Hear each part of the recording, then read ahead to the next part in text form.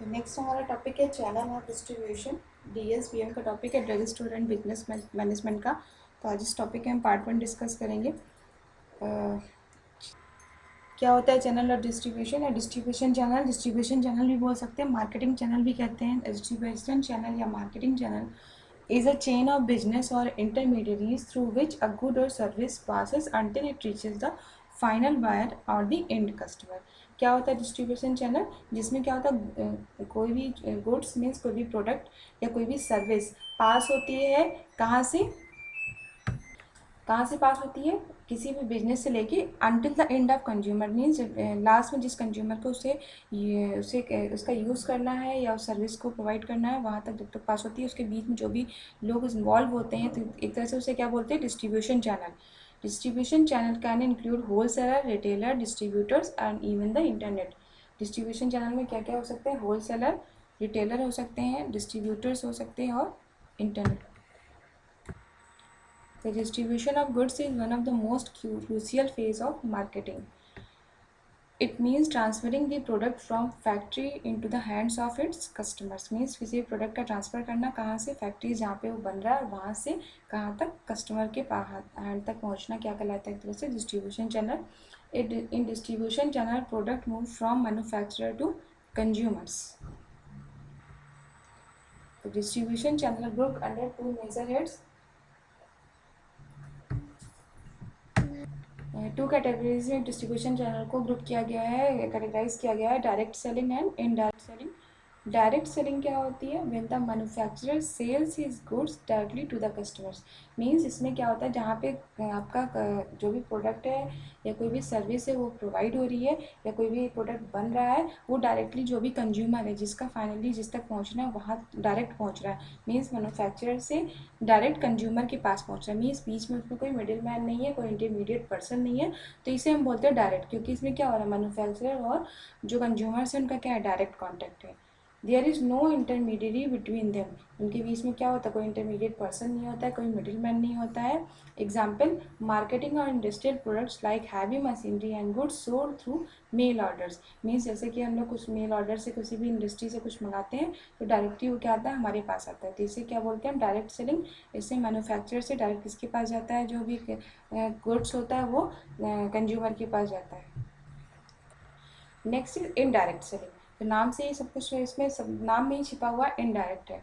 Means manufacturer से consumer तक किसी भी इनडायरेक्ट चैनल के थ्रू पहुंच रहा है। मीन्स बीच में से मिडिल मैन इन्वॉल्व होते हैं, और मिडिल मैन एक भी हो सकता है, दो भी हो सकता है, दो से ज़्यादा भी हो सकते हैं। In this there are one और टू मिडिल मैन और intermediaries are involve in between the manufacturer and the consumer. जैसे कि एग्जाम्पल दिया हुआ है, मैन्युफैक्चरर से रिटेलर के पास पहुंचा, रिटेलर ने डायरेक्ट कहाँ पे? मैन्युफैक्चरिंग जहाँ पे इस प्रोडक्ट की हो रही है वहाँ से लिया, और रिटेलर से कौन लेगा? Consumer.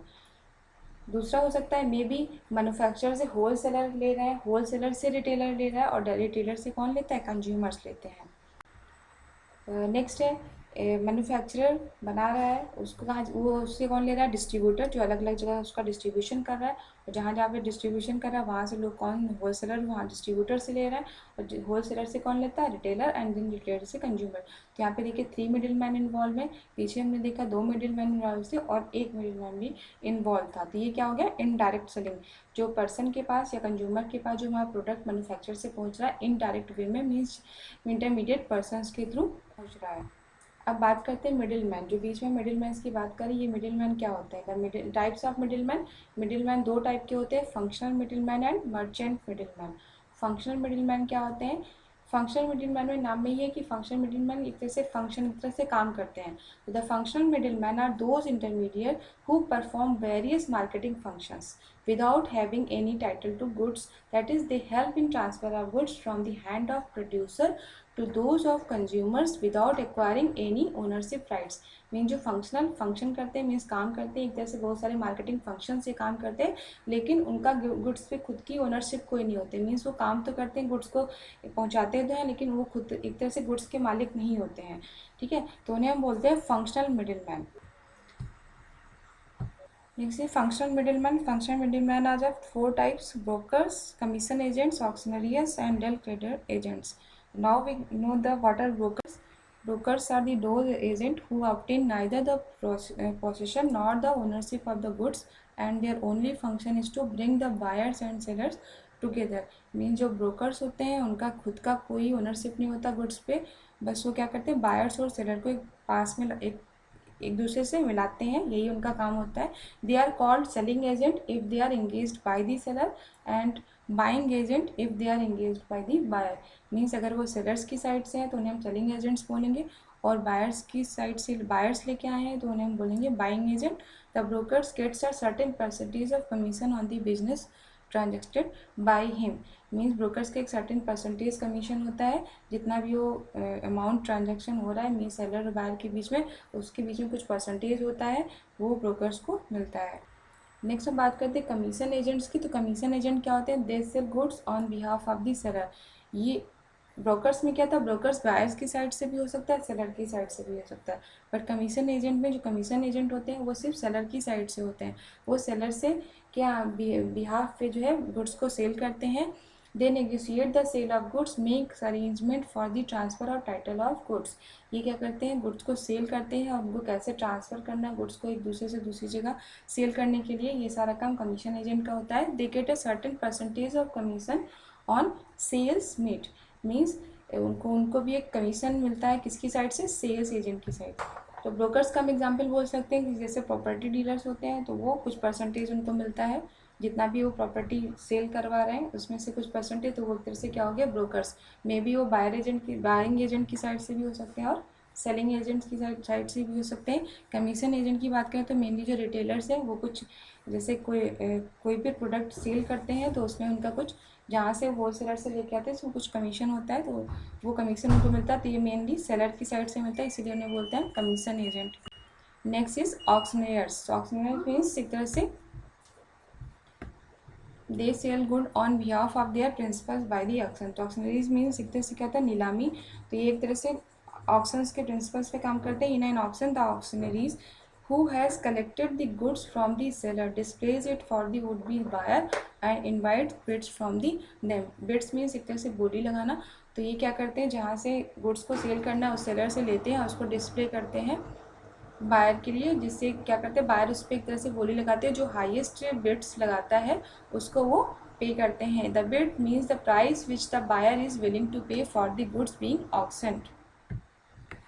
Next is Dell creditor agents. Dell creditor agents, they find buyers for the seller and also guarantee the payments of the price of goods on their behalf. तो ये क्या करते हैं, जो भी प्रोडक्ट को सेल करना होता है वो ये बायर्स को एक तरह से फाइंड करते हैं फॉर दी सेलर, और ये भी गारंटी लेते हैं कि जो प्राइस ऑफ गुड्स है वो उनके बिहाफ पे दिया जाएगा अगर टाइम पे पेमेंट नहीं हुआ तो. In case any buyer fail to pay it is del creditor agent who will pay on his behalf. अगर बायर पेमेंट करने में टाइम लगाता है या फेल हो जाता है तो उस केस में ये डेल क्रेडिटर जो होते हैं ये उनके बायर के बिहाफ पे जो है पेमेंट करते हैं. इसके लिए वो क्या करते हैं, जो बायर से एक्स्ट्रा पेमेंट लेते हैं, एक्स्ट्रा कमीशन चार्ज करते हैं for their extra responsibility and extra commission is charge. एक तरह से वो एक्स्ट्रा कमीशन लेते हैं. मीन्स किसी कोई प्रोडक्ट लिया किसी के थ्रू, और जिसके थ्रू लिया उसे हम बोलेंगे डेल क्रेडिटर, और अगर ये पेमेंट नहीं कर पाया टाइम पे तो डेल क्रेडिटर उसका पेमेंट करेंगे और एक तरह से एक्स्ट्रा चार्ज उस पर चार्ज करेंगे बायर पे. पेमेंट करने बाद में उससे लेंगे लेकिन एक्स्ट्रा चार्ज उसमें एक्स्ट्रा कमीशन भी ऐड होगा. तो क्या हुआ, चैनल ऑफ डिस्ट्रीब्यूशन में.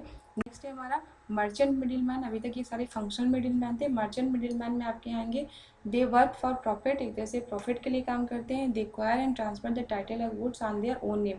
इनका क्या होता है, एक तरह से खुद की ओनरशिप होती है गुड्स पे. मर्चेंट मिडिल मैन कौन से होते हैं, होल सेलर हो सकते हैं और रिटेलर हो सकते हैं. तो अभी होल सेलर और रिटेलर थोड़ा डिटेल में हम लोग डिस्कस करेंगे, तो एक ही वीडियो में पूरा डिस्कस करना है, इट वाज टू लेंदी. तो इसके लिए हम पार्ट 2 बनाएंगे. पार्ट 2 में हम होल सेलर और रिटेलर दोनों के बारे में एक डिटेल वीडियो डिस्कस करेंगे. तो अभी तक जो भी आपको इस वीडियो में डिस्कस किया, चैनल ऑफ डिस्ट्रीब्यूशन क्या होता है, मिडिल मैन्स क्या होते हैं, कितने तरह के चैनल ऑफ डिस्ट्रीब्यूशन हो सकते हैं, डायरेक्ट सेलिंग हो सकता है, इनडायरेक्ट सेलिंग हो सकता है. नेक्स्ट वीडियो में होलसेल और रिटेलर के बारे में डिटेल में डिस्कस करेंगे. So this was all about the channel of distribution part 1. So if you like my videos, subscribe my channel and don't forget to press bell icon. थोड़ा सा lengthy है, अच्छे से इसको डिस्कस करेंगे चैनल डिस्ट्रीब्यूशन, इसलिए part 2 में हमने वो किया है। एक साथ पूरा एक ही बाद में अच्छे से एक टॉपिक पढ़िए, पूरा डिटेल में अच्छे से पढ़िए, मेरा यही मानना है। So thank you.